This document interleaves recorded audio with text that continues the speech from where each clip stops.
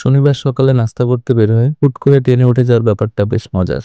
এবং কই গেলাম? সেটা হচ্ছে অবশ্যই কুষ্টিয়া। রাজীব ভাইকে সাথে নিয়ে ট্রেনের শব্দ শুনতে শুনতে চলে আসলাম কুষ্টিয়ার কোর্ট স্টেশনে। সেখানে আরো আসলো পারভেজ ভাই ও আনন্দ ভাই। দুপুর, তাই লাঞ্চ করা লাগবে, সেজন্য চলে গেলাম নতুন রেস্টুরেন্ট রাজ হান্ডি কিচেনে।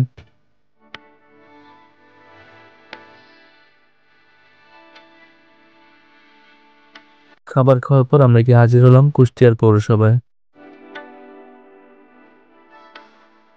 বেশ পুরাতন, অনেক সুন্দর আর আকর্ষণীয়। লাল লাল সব বিল্ডিং, অনেক অনেক গাছ এবং কিছু কিছু মাছের দেখা পাওয়া যায় এখানে।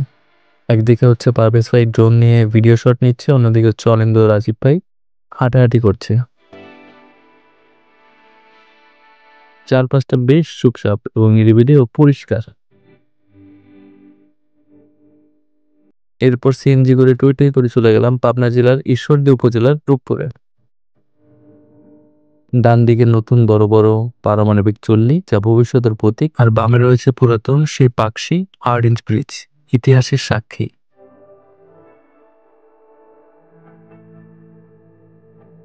অটো করে চলে গেলাম হার্ডিঞ্জ ব্রিজের নিচে, গুলি করতে, ঘুষি মারতে আর ড্রোন উড়াতে।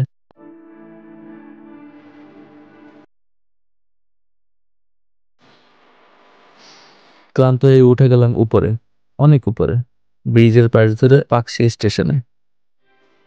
আমার ঠিক সামনে চুল্লি এবং ডানে ব্রিজ, বাম সাইডে পুরাতন রেল স্টেশন। হঠাৎ করে একটা ট্রেন চলে আসলো।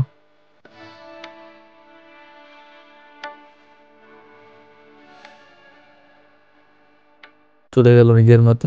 সূর্যাস্তের সময় কমলা রঙের বেশ আলো, হালকা কুয়াশা, প্রশান্তির এক হাতছানি। গুটি গুটি পায়ে হেঁটে হেঁটে পারুসের বাদাম কিনলো এবং এরপর আমরা নিচে নেমে এলাম।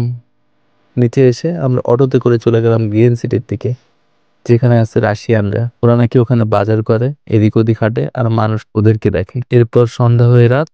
আজ এই পর্যন্তই থাক, দেখা হবে পরে কোনো ভিডিওতে।